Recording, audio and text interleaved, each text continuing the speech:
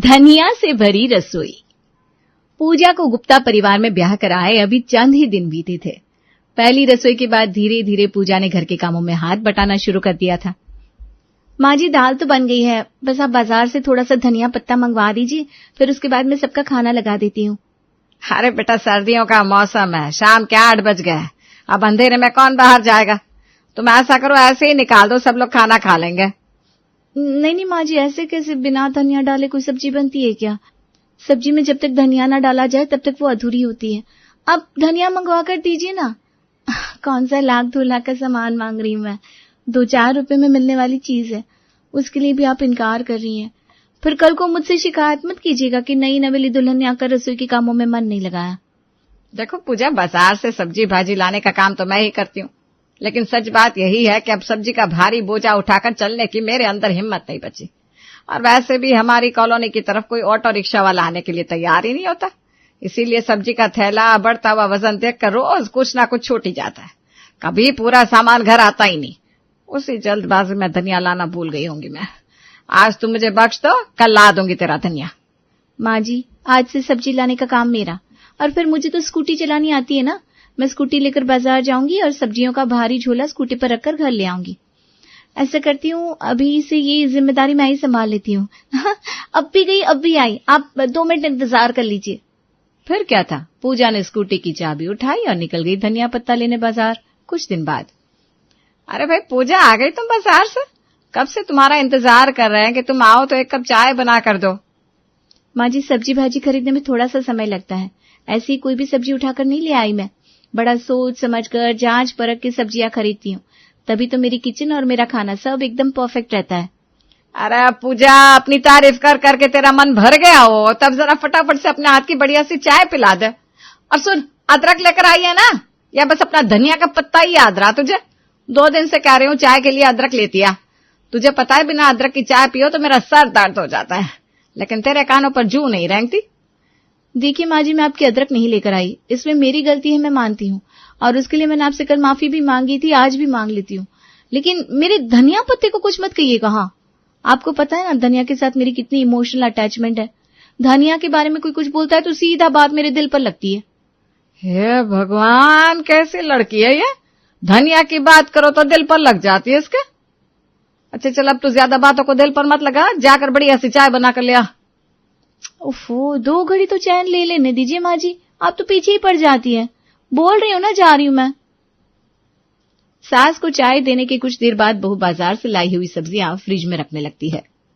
अरे बहू, एक बात बता, बाजार में क्या सब्जियों का बिल्कुल ही अकाल पड़ गया है, जो तू पूरे फ्रिज को सिर्फ धनिया की गड्डियों से भर रही है? सब जगह धनिया रख देगी तो बाकी का सामान कहाँ जाएगा? माँ जी, बाकी सामान बाहर रखा जा सकता है, लेकिन मेरा हरा धनिया वो तो थोड़ी देर में मुरझा जाएगा ना। और मैंने अभी आपको थोड़ी देर पहले ही बताया था कि हरी धनिया के साथ मेरे इमोशंस जुड़े हुए हैं।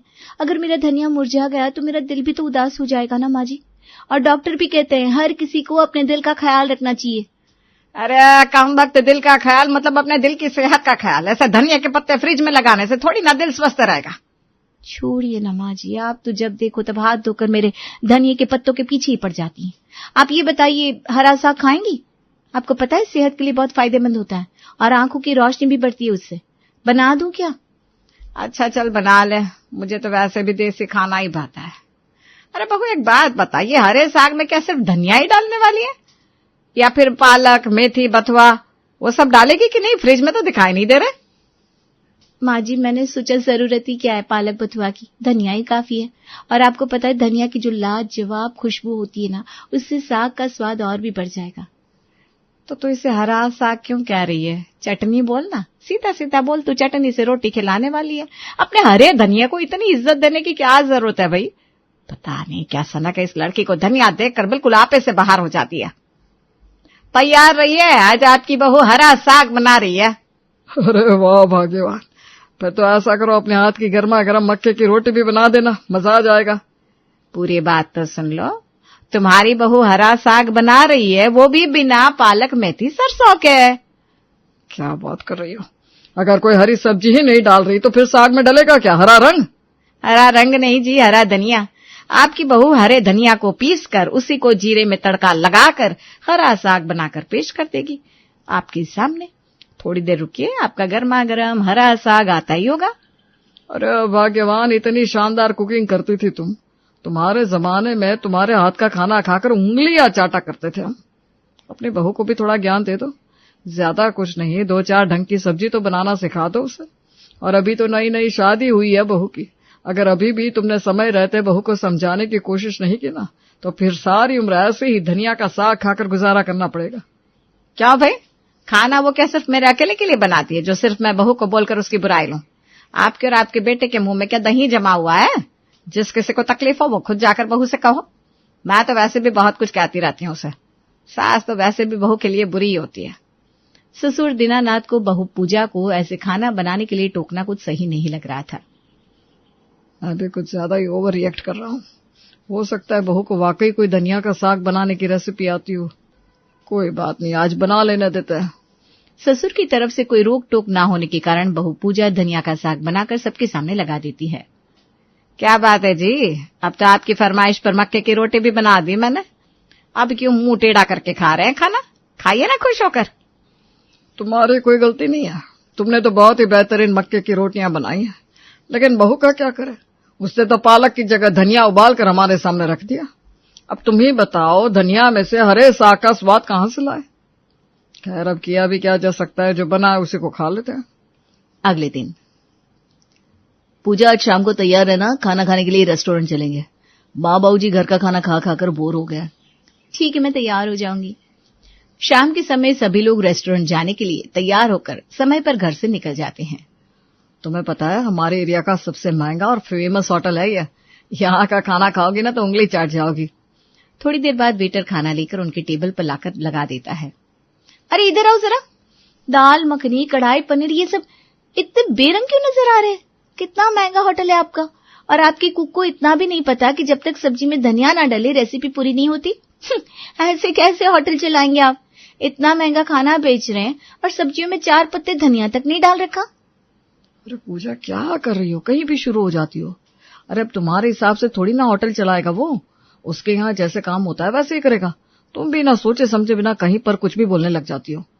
लो, मैं बिना सोचे समझे थोड़ी ना बोल रही हूँ। आप ही बताइए, क्या गलत काम मैंने? इतने दिन से मैं भी खाना बना रही हूँ। क्या आज तक कभी ऐसी कोई सब्जी बनाई है मैंने जिसमें धनिया का पत्ता न डाला हो? अरे बेटा, वो तो छोड़, तू तो वहां भी धनिया डाल देती है जहां धनिया की जरूरत ना हो। अब तेरी तरह और कोई तो नहीं बन सकता। याद है ना, अभी 2 दिन पहले धनिया के पकौड़े बनाकर खिलाए थे तूने, और उससे 3 दिन पहले धनिया के पराठे खाए हमने। धनिया की कड़ी, धनिया का साग, और भी नाम गिनाओ या बस हो गया? किसी तरह पूजा का पति पुनीत माँ और बीवी को चुप कराता है और रेस्टोरेंट में खाना खिलाकर घर ले आता है। घर आने के बाद, माँ जी, सर्दियां तो बीत गई, अब तो बाजार में धनिया के पत्ते का नामो निशान तक नजर नहीं आ रहा। मुझे तो सोच सोच कर टेंशन हो रही है, अगर बाजार में धनिया नहीं मिलेगा तो मैं खाना कैसे बनाऊंगी? अरे बेटा, कोई नई बात थोड़ी ना है। धनिया तो सिर्फ ठंडी में ही मिला करती है। गर्मियों में तो धनिया के दर्शन दुर्लभ हो जाते हैं। इसीलिए तुझसे कहती रहती हूँ, बिना धनिया का खाना बनाना सीख ले। ऐसा हो ही नहीं सकता माँ जी। मैं बिना धनिया की सब्जी नहीं खा सकती, ना किसी को खिला सकती हूँ। धनिया तो सब्जियों का राजा होता है, राजा के बिना हर सब्जी अधूरी है। समझ गई आप? मैं इतनी आसानी से हार मानने वालों में से नहीं हूँ। अभी तो फिर भी मार्केट में थोड़ा महंगा ही सी, लेकिन धनिया मिल रहा है। मैं कुछ जुगाड़ करके ही रहूंगी। अगले दिन बहू पूजा बाजार जाती है और महंगे दामों पर ढेर सारा धनिया खरीद कर घर ले आती है। सासू माँ फ्रिज खुलने के बाद, अरे बहू, एक बात बता, इस फ्रिज के अंदर इतने सारे फ्रूट सब्जियां भरे थे, कहाँ गए सब के सब? तूने तो पूरे फ्रिज को धनिया मार्केट बना कर रख दिया। माँ जी, आप इस बात को हल्के में मत लीजिए। आपको पता भी है कितना महंगा धनिया खरीद कर लाई हूँ मैं। अब मैं ये सारा धनिया फ्रीजर में डालकर फ्रोजन धनिया बनाऊंगी। हे भगवान, ये अब कौन सी नई बला है, फ्रोजन धनिया? हम तो पहली बार सुन रहे हैं। माँ जी, फ्रोजन मटर सुनिए ना आपने। मटर का सीजन जाने से पहले मटर छीलकर उसे एयर टाइट बॉक्स में फ्रीज किया जाता है। उसके बाद गर्मी के मौसम में उन्हें इस्तेमाल में लाया जा सकता है। बिल्कुल उसी तरह मैं धनिया के साथ करने वाली हूँ, ताकि मुझे तो जी भर के धनिया डालने का मौका मिलता रहे। बहू की बात सुनकर सास उर्मिला ने अपना सर पीट लिया था। सास की बातों को इग्नोर करके पूजा जी जान से प्लास्टिक के टाइट कंटेनर में धनिया को प्रिजर्व करने के काम में लग गई थी। और ये काम खत्म करने के बाद ही अब वो बड़ा हल्का महसूस कर रही थी, क्योंकि उसे अब आने वाले सीजन में धनिया की कमी का सामना नहीं करना पड़ेगा।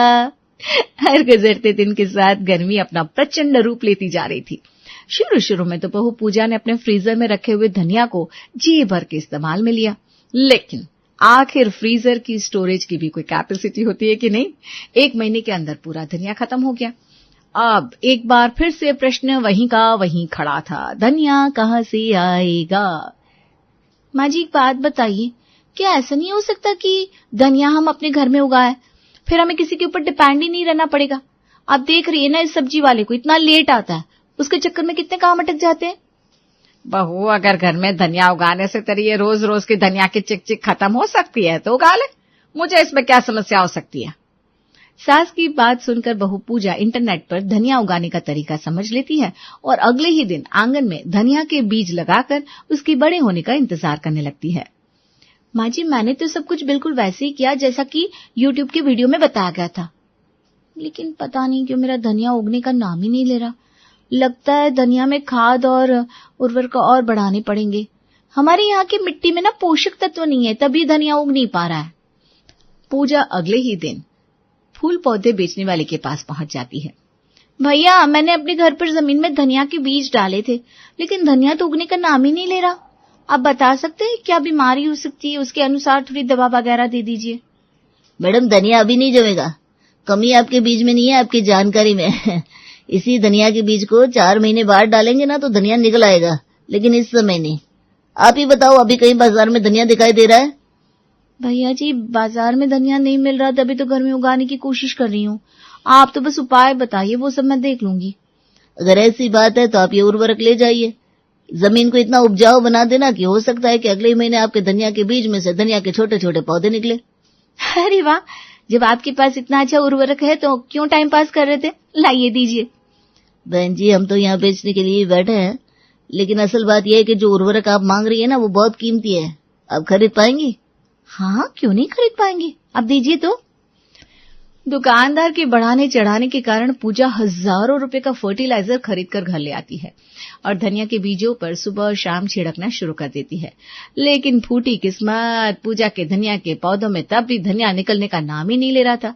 इधर बाजार से धनिया गायब हो गया था और उधर पूजा की जिंदगी से सुकून मानो रूठ कर कहीं दूर चला गया था। नंदू तुझसे ये उम्मीद नहीं थी, एक धनिया तक लाकर नहीं दे पा रहे हो तुम। ऐसी कौन सी एनआरआई सब्जी मंगवा ली मैंने तुमसे, जिसे खरीदने के लिए तुम्हें कनाडा जाना पड़ेगा। और बहन जी कनाडा की सब्जियां ला कर देना आसान है मेरे लिए, लेकिन गर्मियों के मौसम में धनिया देना बड़ा मुश्किल। आपको पता है तो औरतों को मुफ्त का धनिया लेने की बुरी लत है हमारे देश में। अब आप ही बताओ, मैं तो पैसे देकर धनिया खरीद कर लाऊं और आपके जैसी पढ़ी लिखी औरतें धनिया मुझसे मुफ्त में ले जाए तो फिर मुझे तो घाटा ही होगा। अरे नंदू क्यों रो रहा है, तुझे पता है ना तेरी पूजा दीदी पैसा खर्च करने में कभी पीछे नहीं रहती। तू धनिया ला कर तो दे, मैं पैसा देने के लिए मना थोड़ी ना कर रही हूँ। अगले दिन सुबह 6 बजे नंदू पूजा का दरवाजा खटखटाता है। अरे दीदी दरवाजा खोलिए। अरे क्या हो गया, क्यों शोर मचा रहे हो? आपको धनिया चाहिए था ना, आज आपकी इच्छा पूरी होने वाली है। ये देखिए मैं आपके लिए धनिया लेकर आया हूँ। धनिया का नाम सुनकर पूजा खुशी से उछल पड़ती है। क्या बात कर रहे हो, धनिया?